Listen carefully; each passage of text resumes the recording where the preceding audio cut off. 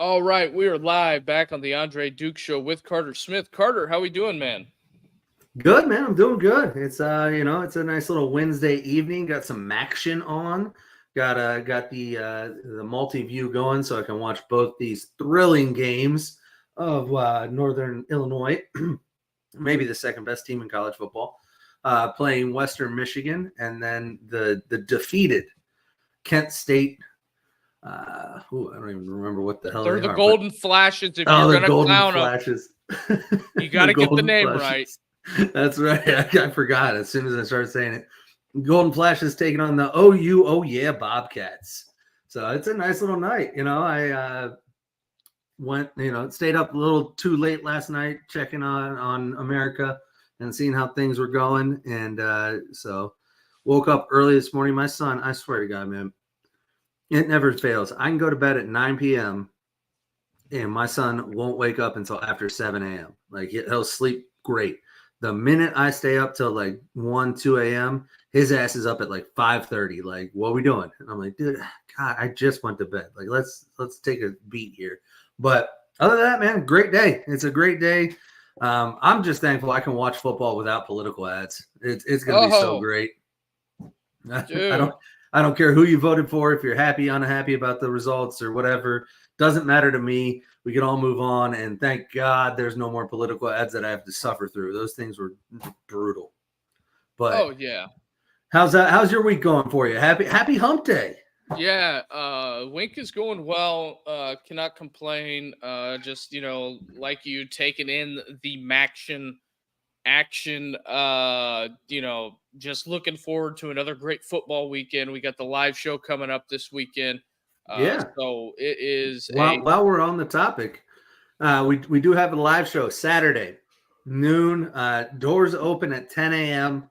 If you want to get there early, get a little pregame in or have a little stogie or something like that. But here's the information. I talked to the owner of it's Cigar 30 in Canton, Ohio. I talked to the owner earlier tonight, actually, and it should be fun. We're going to have a nice little setup there with some cigars. They got bourbon. They got cocktails. They got everything you want. They got nice TV screens to watch some football on because I know we're going at noon, so the noon games will be kicking off. And we're going to be in the members lounge. So we're going to be in there. You can come in there, listen to us, hang out, have a drink with us, smoke a cigar, everything like that. It's going to be me, Duke, and Richie, the three of us getting together live at Cigar 30 Humidor and Lounge in Canton, Ohio. The address is on the screen there. We're going to be posting this on social media, everything like that. So make sure you follow us. But yeah, man, I'm excited for the live show, man. I put this graphic together today, and then I talked to Dylan, the owner of Cigar 30, not too long ago. And man, I just got excited. Like, this is our first live show. This is the first time we really put something out there and are doing something out in the wild, and it's gonna be fun, man. It doesn't matter who you are, if you're in the Canton area or if you just want to make the trip, man. I mean, it's a fun spot. Richie's told me a lot about it. Dylan was telling me a little bit about the history of the spot and kind of what they're going for. And it's going to be fun, man. It's going to be a blast. So definitely pull up, show up at Cigar 30 Saturday, noon o'clock, as they say. Yeah, so we're gonna have that. We're gonna have that going. Yeah, that is a big deal. The show is really starting to take off here. We are moving in the right direction. Mm-hmm. Absolutely. So. But other than that, man, we can hop into the show here. Let's get it cracking here. And was going through social media, and it's a little bit of a down time. I think people were focused on some other things going on across the country yesterday and today. So not a whole lot on the social media, but I did see this, and I just thought it was funny. Obviously, Robert Saleh, the former head coach of the New York Jets, was asked about how life's going since leaving the Jets, and this is pretty much what he said. I'm living every coach's dream, getting paid $20,000 a day to not coach the Jets. How do you feel about that comment? Does it make you want to hire him as your head coach?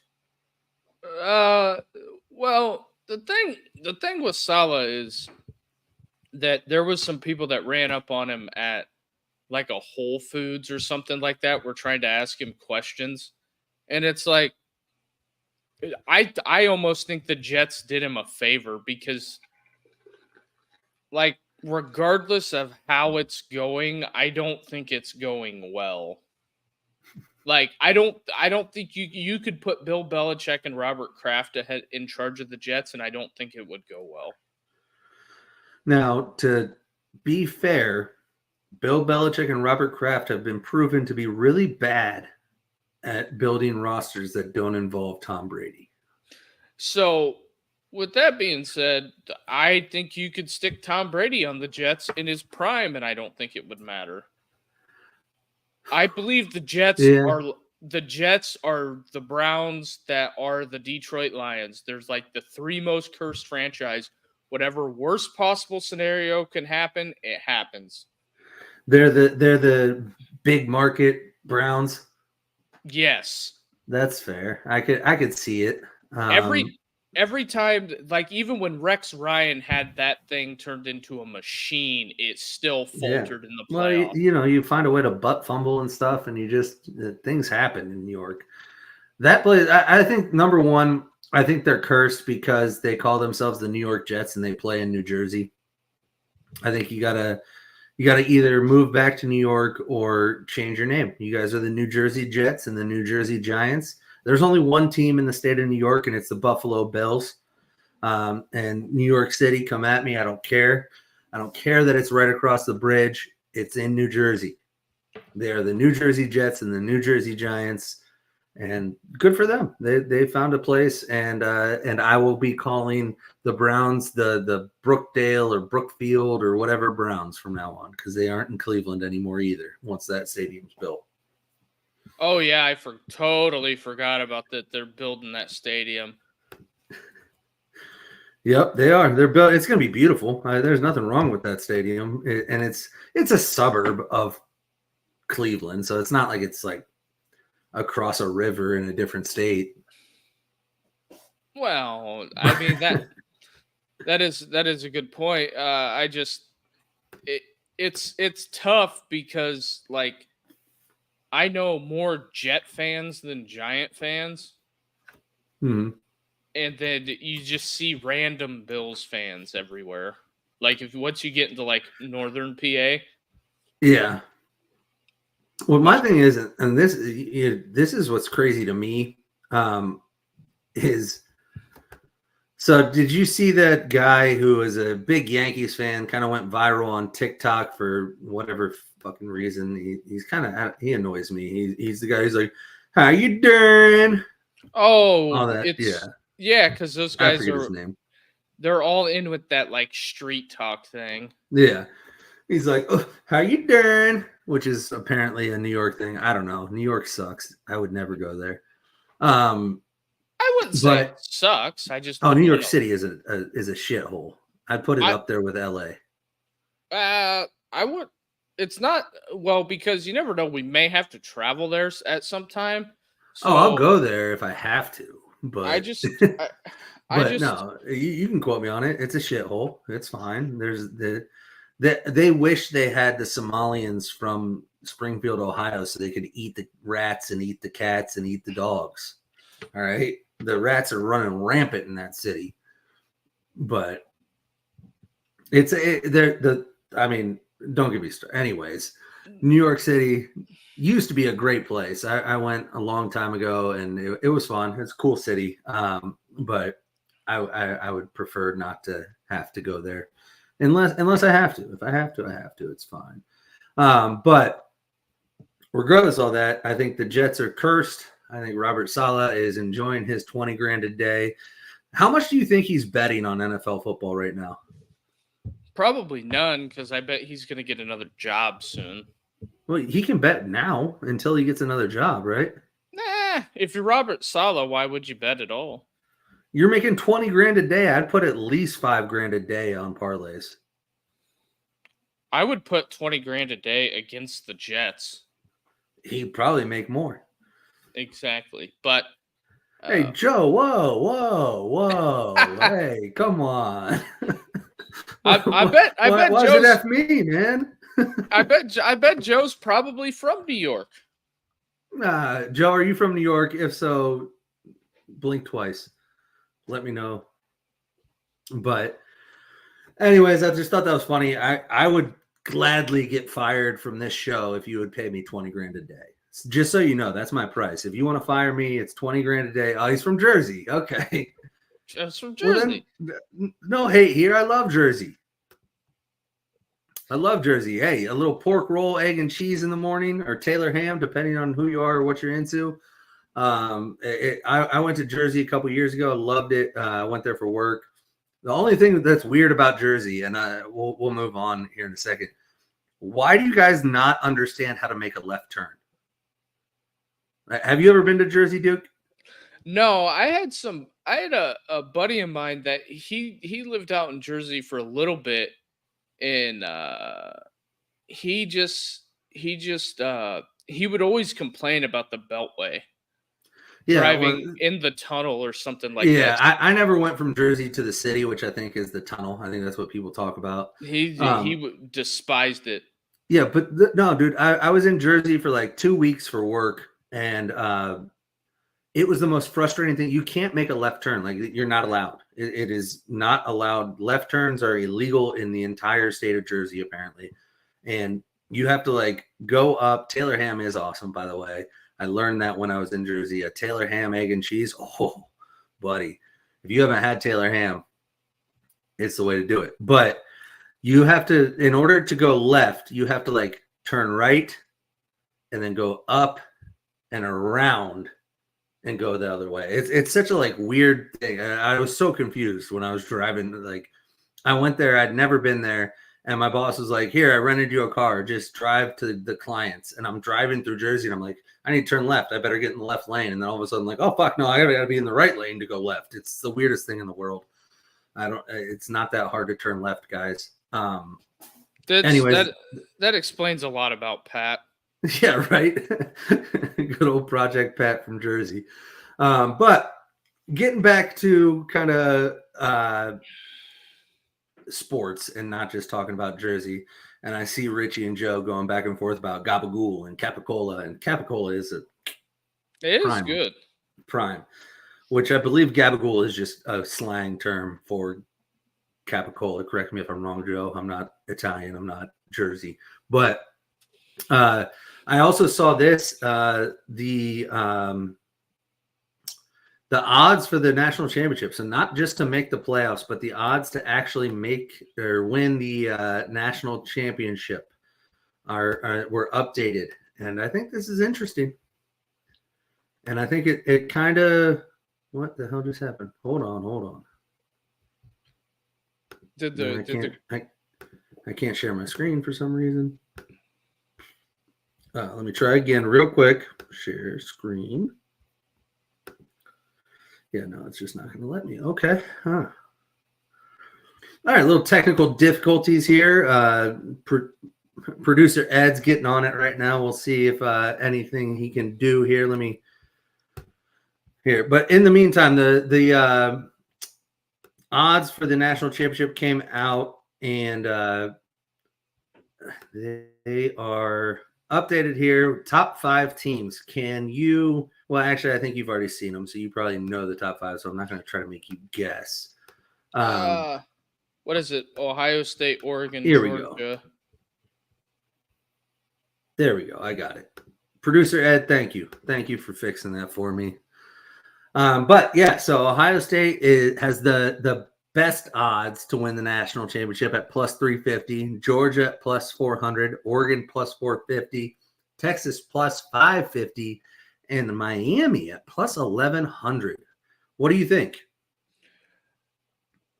I think it's very strange that they have 2 teams in the same conference with the odds so close. So they're kind of hedging their bet a little bit.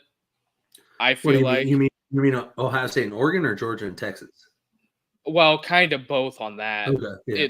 It's we're gonna take the top 4 teams from the 2 conferences that everybody says are the best, and we're just going to make them the favorites. Yeah, they believe that the national champion is going to come out of either the SEC or Big Ten. They think it's probably going to be one of the top 2 teams from those conferences. So they're going to put the top 2 teams from each conference as the top 4 in odds. It makes sense. And I think the books are trying to entice people to bet on Miami and Texas. Yeah, I think I don't know if the books, I mean, maybe they do that, but I think they honestly just look at it, and they obviously have odds makers that are Vegas isn't wrong very often. All right. And so if they are saying that Miami is plus 1,100, it's not because they want people to put money on it. It's because they honestly believe they can't win. Well, and I mean, look at the fan bases. Texas, huge fan base. Ohio State, huge fan base. Their number one goal is to move the dollars out of your pocket into their pocket. So yeah, everybody can look at that plus 350 and say, "Ooh, if I throw 100 on that, it pays this." Yeah, but they've also determined that amount of risk is tolerable because having the odds that low is going to deter certain bettors from putting money on it. So if Ohio State wins it, which they obviously are projecting that Ohio State is the favorite to win it, they won't lose as much money. Otherwise, they would make the odds higher, so that way they would get more bets. But they honestly believe Ohio State has the best chance to win the national championship, so they're going to give them they're not going to put it at minus money right now. There's too many games left. There's too much going on. Like the odds don't work that way. Yeah, there's too much that can happen, but I bet if we take a snapshot of these odds to after conference championship week, they'll be dramatically different. Oh, probably. Just the way odds work, they would have to be because there's less games, so there's less likelihood of somebody losing, so the odds go down naturally. But also, yeah, I think you'll see people switch. I think if Ohio State wins the Big Ten, their odds will go from plus 350 to like plus 100. Yeah. And same with Georgia. Georgia will be plus 150 or something like that. Like, I mean, as the season progresses, obviously, if you bet on them before the season, the odds are much greater because there's an entire season to play. But I just thought it was interesting. Yeah, I think coming into the season, like you could have put, a little bit of money on Ohio State, Georgia, Oregon, Texas. Mm-hmm. So that's at. I mean, but you understand what I'm saying, though. I do. They're definitely doing it because of it is what it is. But I know you and Richie touched on this last night a little bit. I wanted an opportunity to touch on it as well because we did have one of the biggest moments in our lifetime and in American history last night. And that was the first week rankings of the first ever 12-team playoff. And so I'm going to throw it on the screen here. And I know you and Richie touched on it. I just want to share it a little bit and talk about it a little bit. I think it's interesting. Obviously, we released our rankings Monday, which we'll continue to do every Monday because I think we're going to we were pretty accurate when you look at it. I mean, we got all the top 12 right. We mixed up a couple seedings. We had 17 of the top 18 teams correct because we only ranked the top 18. I might look at expanding it to 25, but honestly, after 18, I really don't give a fuck.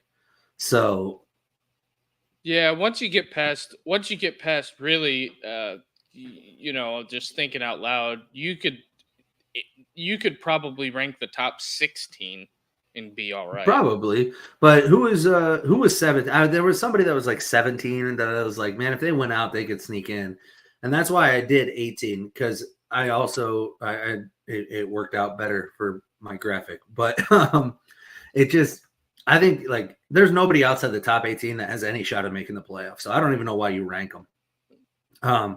Outside of maybe Army, they might be the only team outside the top 18 that has a shot to make the playoff. And I want to talk about that a little bit. I think it's absolutely absurd that Army gets ranked 25th. Well, here's another scenario too. In the event that Boise has a slip up, you would have to find a new group of 5 team. Which would be Army. Which Army or Tulane. And because Tulane's, I believe, has got to play, they could end up playing Army and Navy, 2 ranked teams right at the end of the year. I don't think Navy's ranked anymore after getting throttled by Notre Dame, but yeah. But also, I think the Tulane storyline's interesting. I don't see how John Summerall doesn't get at least a crack at another job just because that'll. I mean, Florida. All right, let's not get on that tangent. Let's leave that alone. But I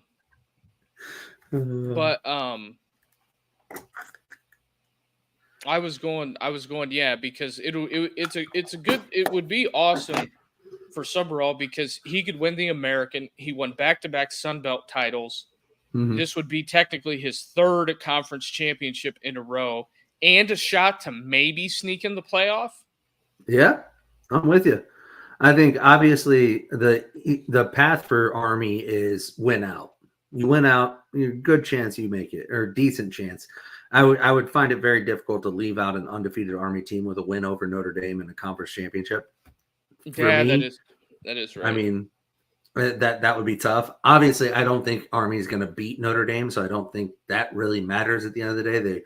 Hopefully Army will be a 1-loss conference champion and then probably get left out unless Boise slips up. But Boise and the committee already told you they don't respect Army. Army can win out. The only chance they have, I think, is beating Notre Dame, unless Boise loses. Then they have a slight chance. But I think the committee told you, listen, if you lose to Notre Dame and you win your conference, you're not good enough to be in the playoff. I'm sorry. And then you have big bad Tulane that the pollsters like, because even though Tulane had lost, they've lost 2 games this year, but they've always been hovering around the top 25. Yeah, which deservedly so, because they've been throttling everybody, and it's an interesting time. But I watched a couple videos. What Josh Pate had to say about Indiana was real funny though.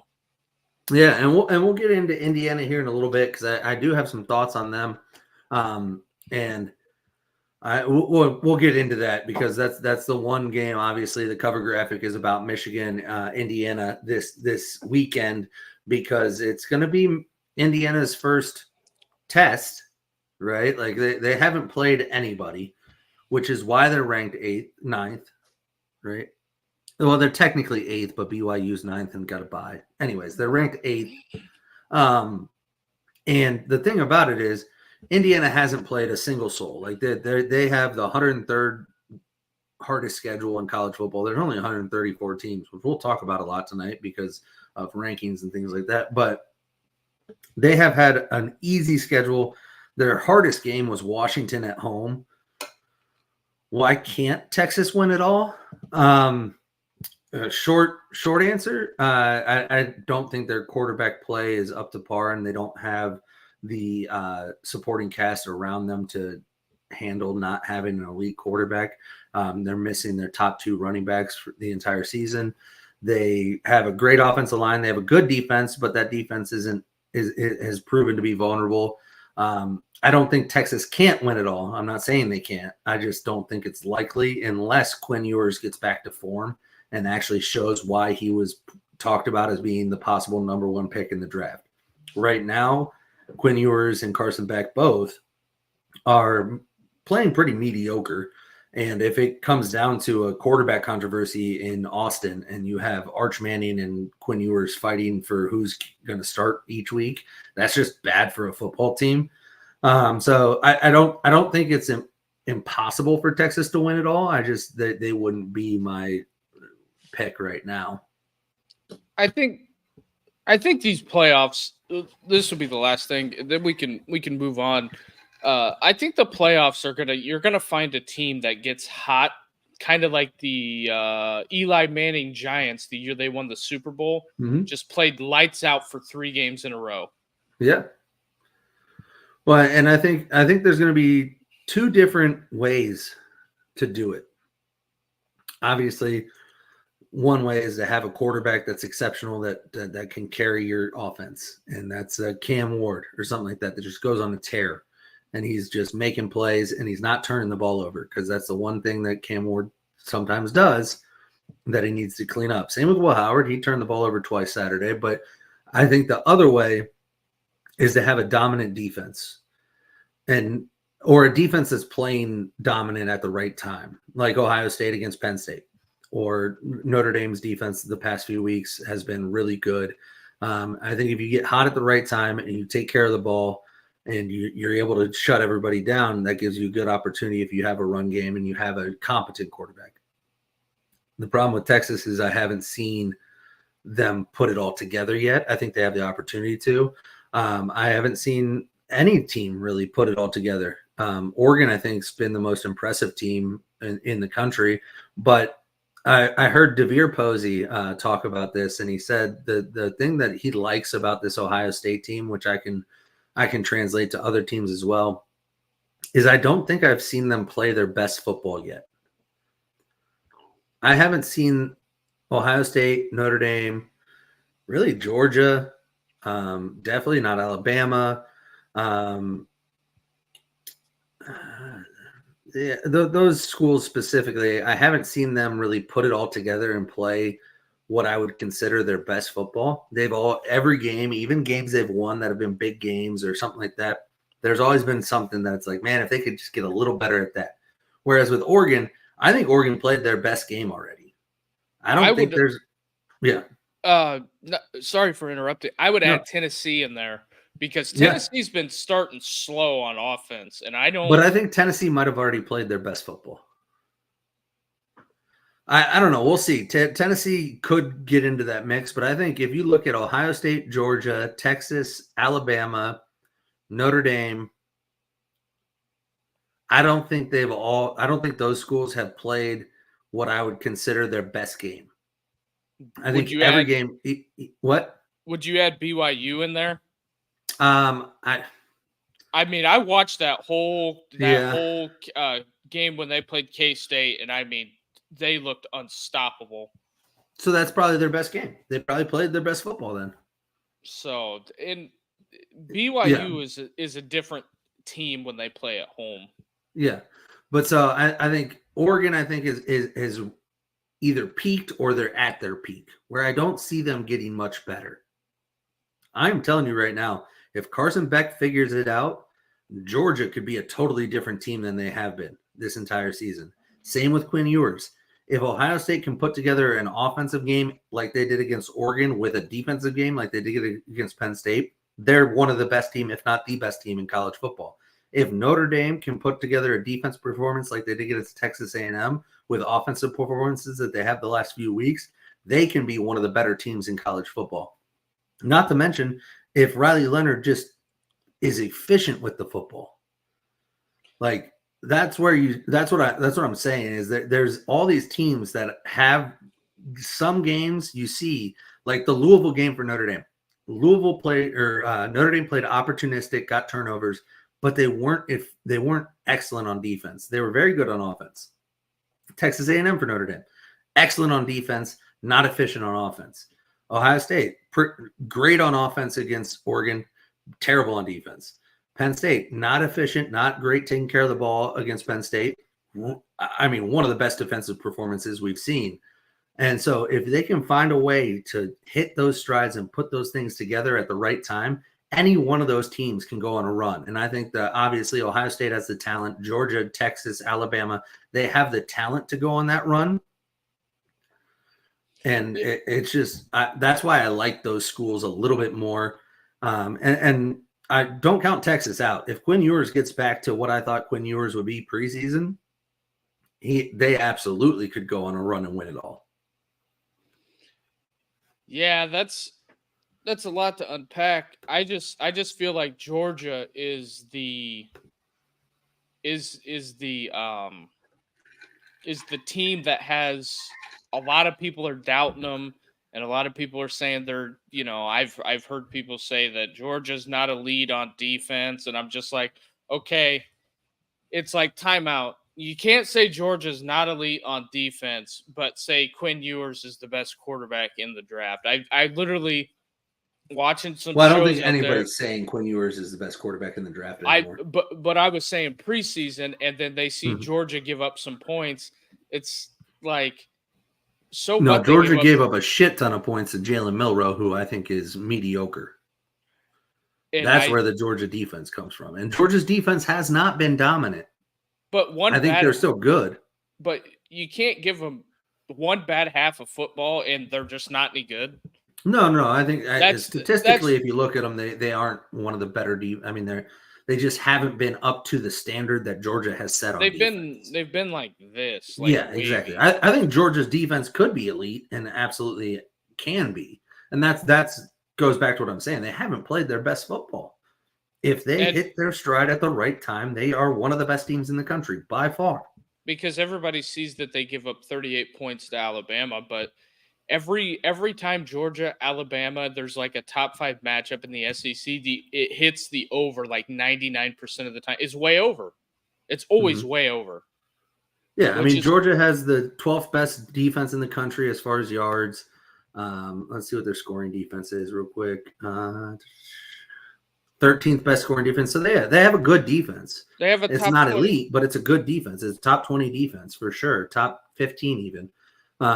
It's not where we've seen Georgia be, though. The Georgia in the past 5 years has been a top 5 defense pretty much every year. And that's what people expect. And that's why people are saying their defense isn't as good. And their offense isn't elite to the point where it can make up for that right now. If Carson Beck stops throwing it to the wrong team, their offense can be elite. Yeah, Carson Beck has thrown a lot of picks this year. It just, like, I look at that and I think to myself, it's people that talk out of two sides of their mouth per se, for sure. because you can't tell me that nobody around the nation is any good, but you can say that, well, Quinn Ewers is elite. Well, what has he done that's been elite? He got yanked in that Georgia game for Arch Manning. Yeah, well, I don't know anybody that's saying that anymore about Quinn Ewers. I haven't heard it in a while, but yeah, he was elite before the injury. Yeah, and he hasn't been. And he still goes back to the same thing I'm saying. If he gets back to form, Texas is formidable. Texas could be the best team in the country if Quinn Ewers gets back to what he was before he got hurt. But the past 3 weeks or whatever, he hasn't looked good. And so that's where, like, I don't think people are necessarily talking out of the sides of their mouth. I think they're just there hasn't been a dominant team. The most dominant team has been Oregon.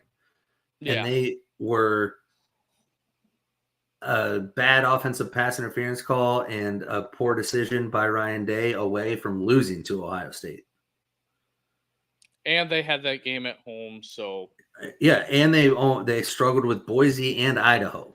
So they haven't been elite this whole time, but they are playing at the top of their powers right now. They are doing. I mean, they have looked the most complete and the most consistent. I don't think they're the best team. That's just how they've performed so far. But having said all that, the college football playoffs it was interesting. I think Indiana got kind of hosed. I don't like Penn State being as high as they are. Over Indiana. I think Penn State's resume looks pretty similar to Indiana's when you look at just wins. The only thing Penn State has is a good loss, but I don't like rewarding a team for a good loss compared to a team that hasn't lost. You know what I mean? Yeah, and before we do, are we going Indiana segment here? Yeah, we'll jump in. Yep. If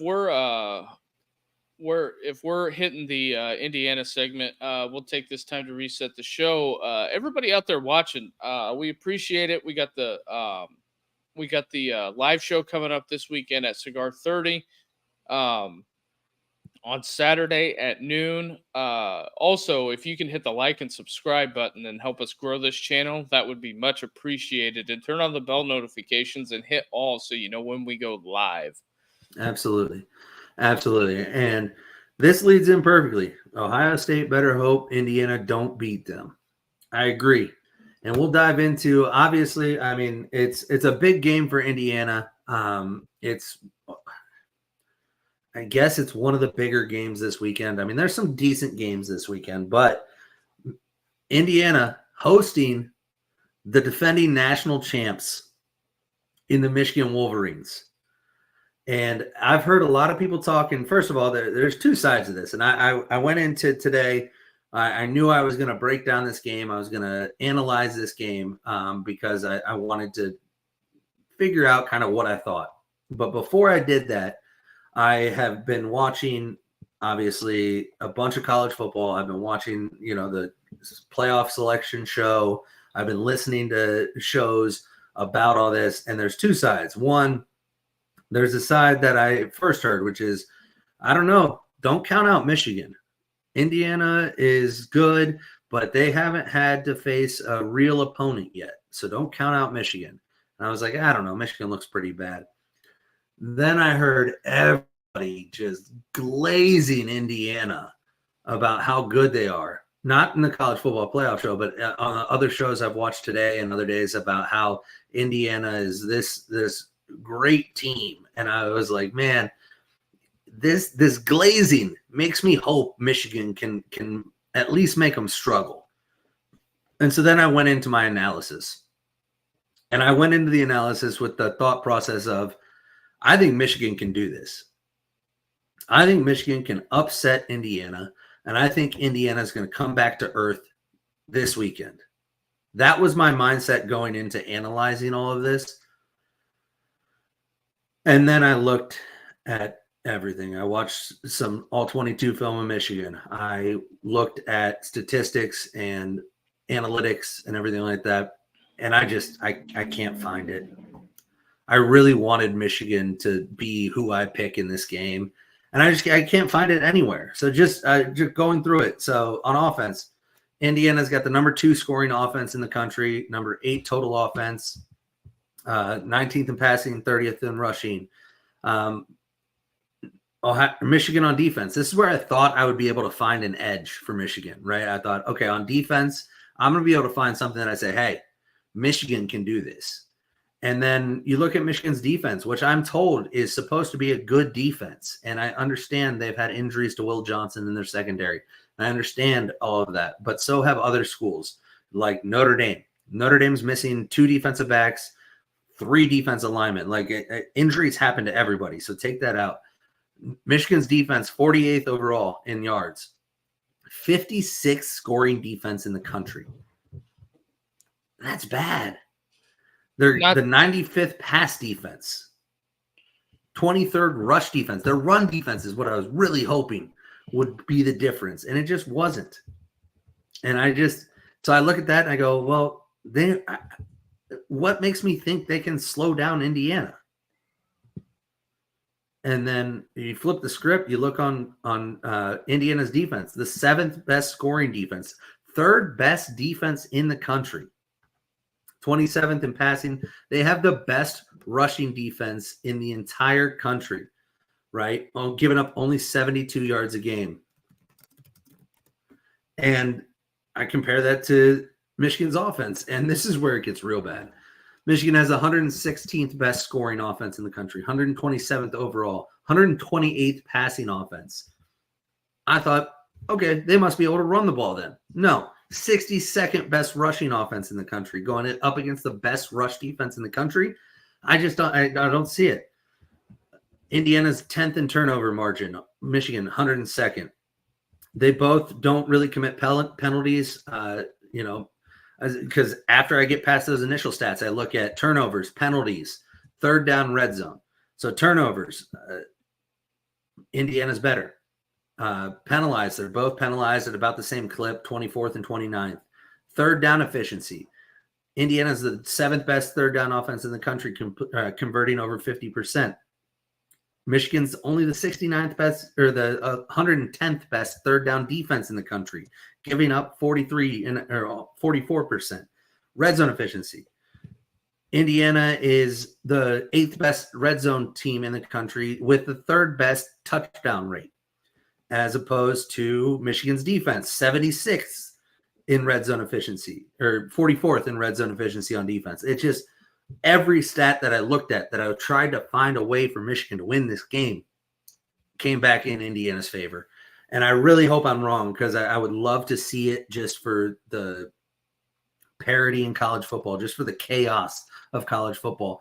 But when I look at this, I don't see any way that Michigan goes into Bloomington and pulls this out. Yeah, I think it's looking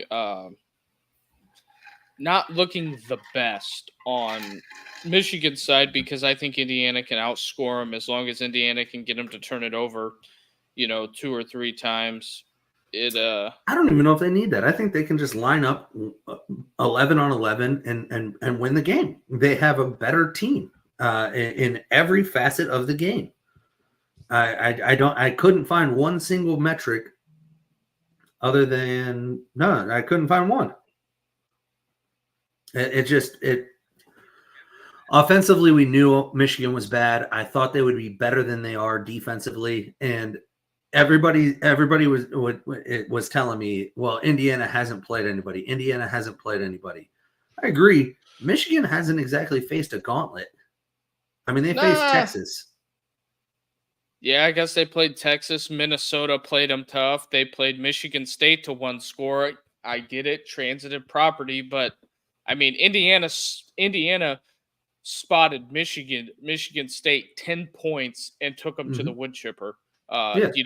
Josh Pate said it best on Late Kick. He said, Indiana's that bump in the woods that you don't want to go. You don't want to go see what it is, because you know what it is, and you go looking for it. It ain't going to be popular.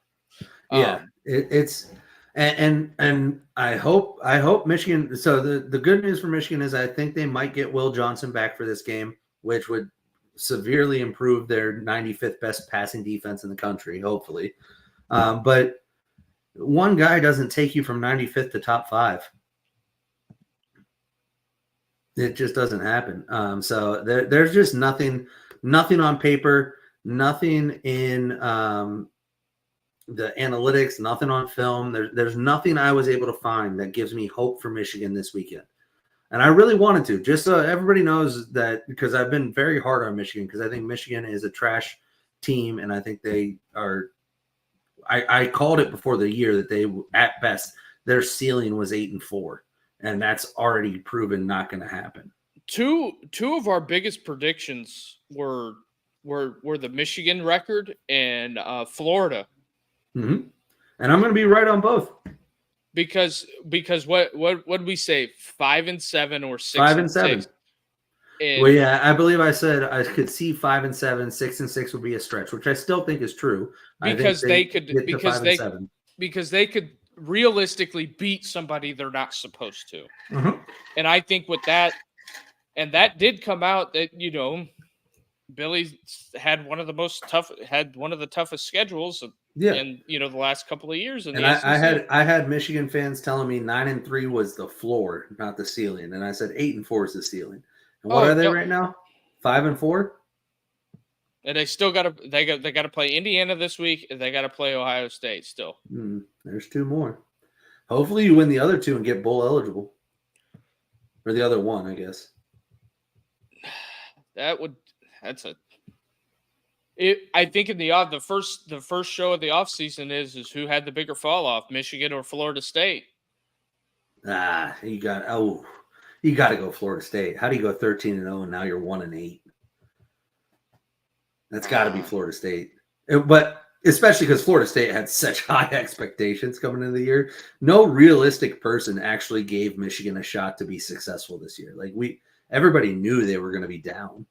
I knew this bad, but I knew they were going to be down. I figured the 8-4 was going to be, right where it was going to be at. And Well, then when I looked at the schedule, I told you 8-4. I think was what I predicted, and that's reasonable. Yeah. I mean, they reasonably should. I didn't think they would struggle with Minnesota. I thought they would lose to USC, and they won that one. So they even won one that I thought It was they a would definite lose, loss. but they've lost ones that I thought maybe they'd win.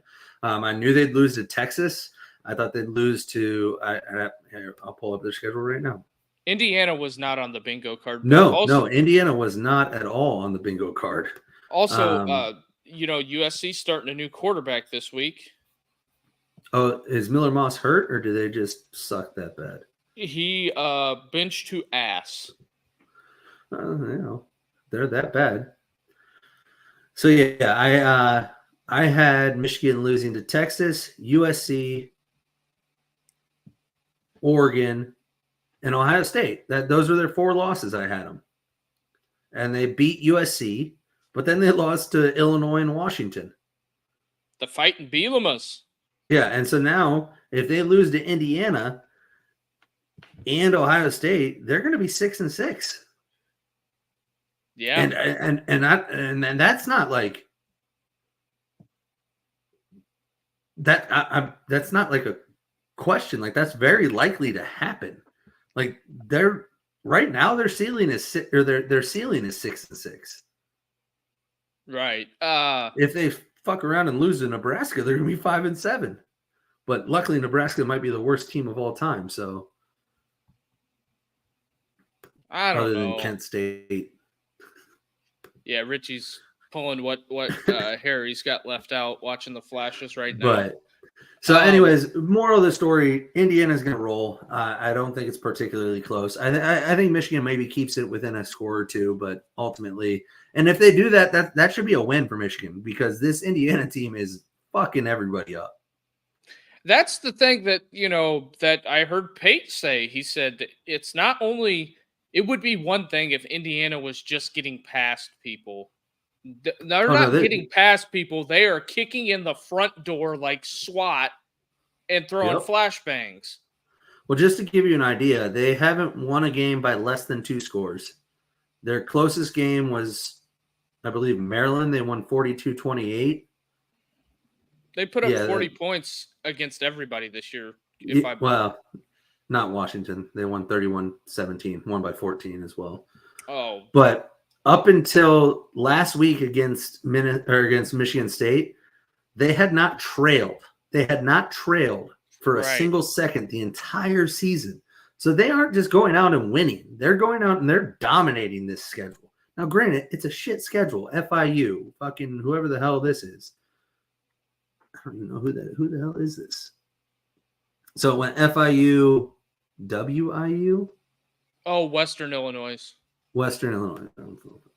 The Bulldogs. So FIU, Western Illinois, UCLA, who's bad, Chattanooga, bad, Maryland, bad, Nebraska, bad. Well, Northwestern, bad, Nebraska, bad, but what an impressive victory. 56-7. Jesus. Washington, bad. Michigan, I understand they haven't played anybody. And they have the easiest schedule in the history of college football. Their last 3 games are Michigan. That should be a dub pretty easily. Ohio State, that's their only game. They play 1 game this year, and it's Ohio State. And they finish with Purdue. I mean, yeah, they did fuck up Patrick Mahomes in the Cornhuskers, but they sure did.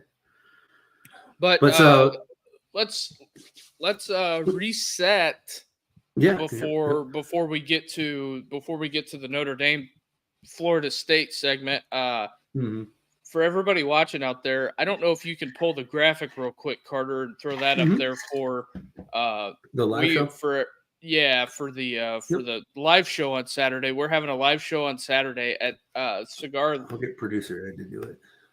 Yeah, at Cigar 30. Starting at noon, we're going to be there for probably going live for an hour or so. We're going to be there this Saturday. There's the address on the thing. We're going to put it out on Twitter as soon as the show's over and put it out Twitter, everywhere. Instagram, everywhere. Yeah, everywhere where people can find it. But we're gonna be out there and doing a live show. Come hang out if you want to. Uh, Fuck that. Fuck if you want to. Come hang out. I don't care if yeah, you want to or not. Come do it. It's a yeah, Saturday. You ain't got work. You ain't got no job. You ain't got shit to do. yeah. So we're gonna be out there, Canton, Ohio, for anybody that's in the area. We'll be out there hanging out, having a couple of drinks, and it should be a great time. And then if you're watching, please hit the like and subscribe button. And help us grow the show, and maybe we can get a bigger live show going, and then we can Yeah. get And then we have it all another moving. one. Another one. Here, December 7th at Cigario Cigar Lounge up in, I think it's Hubbard, Ohio, I believe. That one is December 7th. So championship Saturday. That one's going to be awesome. Like, they're both going to be great. We're going to have a great time. Come hang out. We're going to have a blast. But December 7th, put it on your calendar up in Hubbard, Ohio, Cigario Lounge or Cigaro Lounge. We're going to be out there again, go live at noon. I believe doors open there at 11. And so we'll be out there watching some of the big games in college football that day. I think noon is the Big 12 game. So we'll go live during the first half of the Big 12 championship, and then we'll be hanging out watching the rest of the games. We're going to watch, hopefully, an Ohio State-Oregon rematch and get to see. I mean, and then I believe the next day, Selection Sunday. So it's going to give you everything you want in college football that weekend. So come hang out. I'm going to work on, I don't know if I'll have it for this Saturday just because of time, but I'm going to work on some giveaways for the December 7th show. Might have some cigars, some bottles of bourbon, stuff like that to give away to anybody in attendance. Not anybody, but if you answer a question right, or if you come up and, whatever, we'll figure out a way to do it. But so, yeah, definitely come hang out. If you're in the area or you don't have shit to do, come hang out with Duke, me, and Richie. And we'll have a cigar, have a bourbon, chop it up, talk some college football. Yes, sir. So we'll move into we're getting up against it here. We'll move into the last game that we're going to break down, for a lot of the people that do subscribe to the channel that want to hear the Notre Dame stuff. Carter, what do you got on the Notre Dame analysis for this week? Yeah, so obviously Notre Dame, Florida State this Saturday night game in South Bend, Indiana. I sold my tickets because I wanted to go, but with the live show and everything, it just made more sense to do that. And to be honest with you, I'm really disappointed because this week should have been such a fun week. This should have been one of my favorite breakdowns of the year. This should have been one of my favorite games to preview, one of my favorite games to analyze. And Florida State just fucking sucks. And so as I broke it down, I'll give you and just a little behind the scenes. When I break down a game, I look at everything. So I look at film, I look at analytics, I look at statistics, I look at injuries, I look at everything because I want to know if I were actually playing in this game or if I was coaching in this game or if I was, I do bet money on most games, but if I'm doing that, I want to have as much information as possible. And so I try my best to go into every analysis of a game with a clear mind. Like I know Florida State's 1-8 and Notre Dame's 7-1. I know who the better team should be, but I clear that out and I look at everything analytically and I try to give the worst team the benefit of the doubt that, hey, maybe this is their Saturday, right? I hate to break it to Florida State fans, and I hope I'm not jinxing anything. But when you break this down, dude, it is not even close. So I'll just run through break it down. I look at scoring. I look at total offense and defense, rushing, passing, turnovers, third down, red zone. Those are my go-tos. When you look at it, Notre Dame's averaging 36.6 points per game. Which is 18th in the country, 407 yards a game in offense, 216 rushing, 190 passing, which puts them a top 50 offense, a top 115 rushing offense. They're really bad in passing, which we've talked about extensively. Their passing offense is 106th in the country. Riley Leonard hasn't been impressive in the throw game. And part of that might be he hasn't had to be, because they've been able to win most games pretty convincingly. But he hasn't been. The good news is he is a dynamic playmaker with the ball in his hands. On defense, Notre Dame has the 8th best defense in the country. Total D, 44th best rushing defense, which that's where I think Notre Dame could struggle. And I thought that, at least when I pulled the analytics and everything, I thought their run defense really is underperformed, because that's rush defense. Now, granted, injuries, I understand that they're playing their like 4th defensive ends and whatever, but they still have the 4th best passing defense in the country, which, to go back to Michigan, that's why I don't give a shit that Will Johnson has been hurt. Notre Dame has the 4th best pass defense in the country, and they're missing 2 to 3 defensive backs every week. One of them is Benjamin Morrison, who is as elite, if not better, than Will Johnson. Okay. Third down offense, they're 58th. We know Notre Dame struggled on third down on offense. Red zone offense, 37th, 89.2%. Third down D, 11th. Red zone D, 5th. Okay. Look at all that. Pretty solid team. They have some weaknesses. So you compare it with Florida State, and I really hope to find any avenue where Florida State could expose or utilize some of those weaknesses, and there isn't one. Well, Florida State, yep, go ahead. Definitely not on third down offense. No, and I just want to reiterate, I said it earlier, there are 134 teams in college football. Remember that number, 134. Florida State's scoring offense ranks 133rd, 14.4 points per game.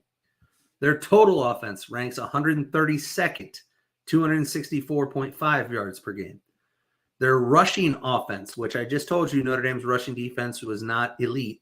Their rushing offense for Florida State ranks 133rd in the country, 76 yards per game. Passing offense, 109th. Total defense, 96th. Rushing defense, 115th.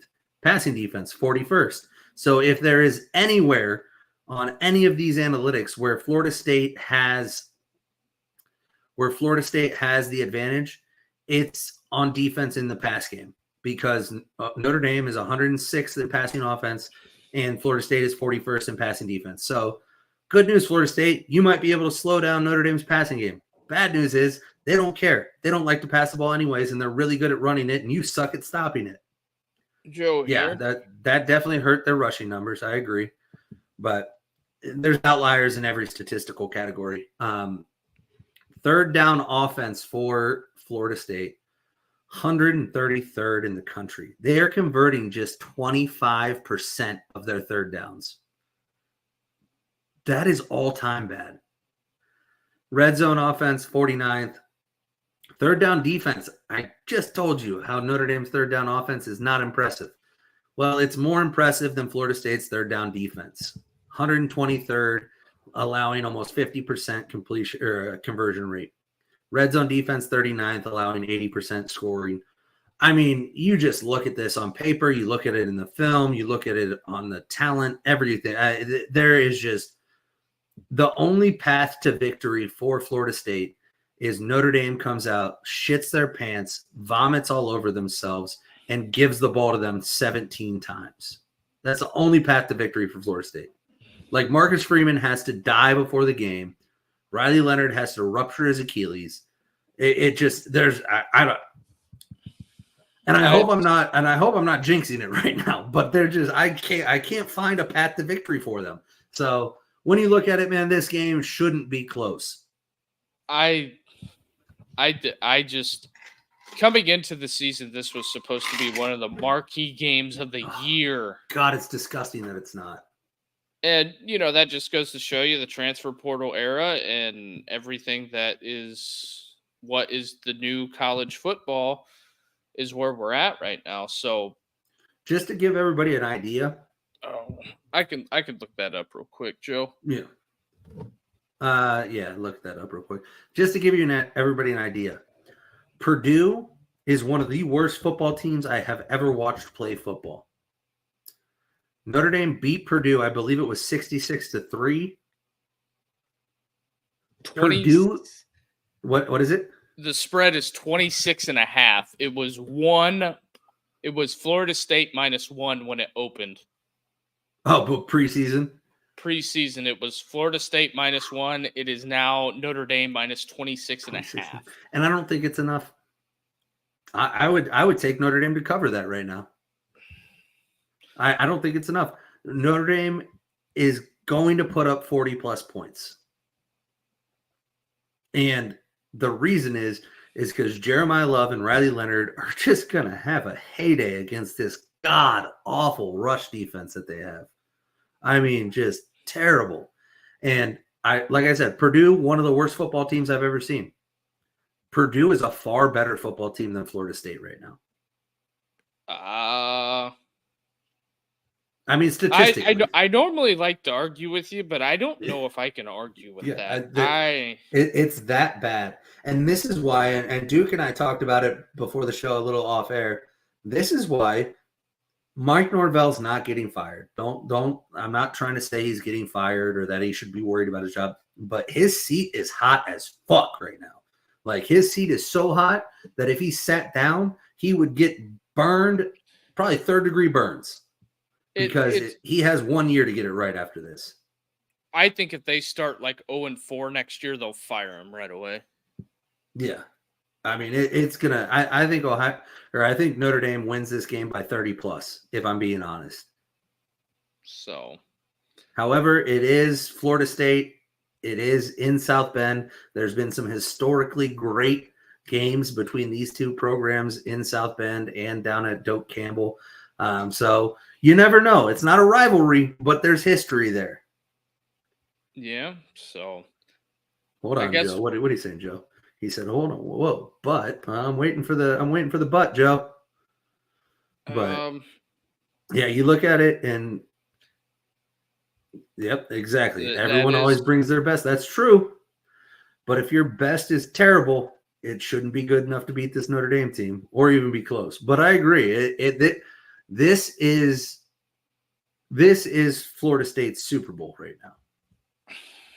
This is the one game they have left on their schedule that can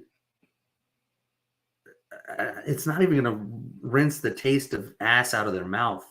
But well, speaking of ass, where's 312 or 321 Noel, the fucking guy that said he was going to eat the dog shit? Cup of shit. Yeah, where's the dog shit eater at? Didn't he come back? I thought he didn't do it, but nope. But anyways, yeah, that's what you have to worry about. So the two things you have to worry about if you're Notre Dame right now, and I'm just going to be very honest about it, is this is their Super Bowl. Normally, I would say Florida is, but Florida is bad too. So that game, while it's a rivalry game, this game's more important to Mike Norvell right now. Best so 5-7. What? Florida's going to be the best 5-7 team you've ever seen. That's fine. They're still 5-7. But so this game means more to Mike Norvell than Florida does. Okay. On top of that, I hate to say it because I like him, but this is a game that Marcus Freeman, in his tenure as head coach at Notre Dame, I could see him struggling in. He shouldn't. He shouldn't struggle against Northern Illinois. He shouldn't struggle against Marshall. And those are different programs of Florida State. I don't think he's overlooking Florida State at all. But I'm just saying those are the two things you have to worry about as a Notre Dame fan is this is their Super Bowl, and does Marcus actually – he's saying all the right things in the media, saying that this team is way more talented than their record shows, blah, blah, blah, blah, typical coach speak. But – is he actually doing that behind closed doors, or is he looking past this? Because if he's looking past this game and Florida State comes out on one and all of a sudden it's a tight game in the fourth quarter, it doesn't matter if Notre Dame wins by 3. That looks terrible. Right. So SC always brings it. I don't care how bad SC is. SC always brings it. Army's going to be a tough game. I agree. USC doesn't scare me, but it's just going on the road out there. is the problem. Yep. So that's how I see it happening. We'll see. It's going to be fun either way. I'm either going to get to enjoy an absolute blowout by Notre Dame, and it's going to be a fun Saturday night, or I'm going to be drinking bourbon heavily, hoping to God we win. Well, it's either going to be one or the other. It's either going to be super duper close, or it's going to be a blowout, boring game that I'm going to want to turn off at halftime. Yep. I won't turn it off. I'll watch all that. I hate Florida State, man. I got to be honest with you. Yeah. So, well, with that being said, I guess hit the like and subscribe button and help us blow this show up. We got the Cigar 30 this Saturday. Get yourself there. And then with that being said, everybody have a good night. And one last question here. What's Joe got here? Yeah, they definitely have talent on the roster. I don't know what I honestly, when I look at their rankings, when I look at their film, I have no idea what Florida State did. I don't know how they are this bad because they do have talented players. I don't know if Norvell lost the locker room. I don't know what it is, but I appreciate everybody tuning in and interacting with us. I love seeing the comments. Absolutely, man. Hey, thanks, we're doing Joe. it. I appreciate it, Joe. So, yeah, with that being said, hit the like and subscribe and follow us on social media and also Apple Podcast and Spotify. So, with that being said, everybody have a good night.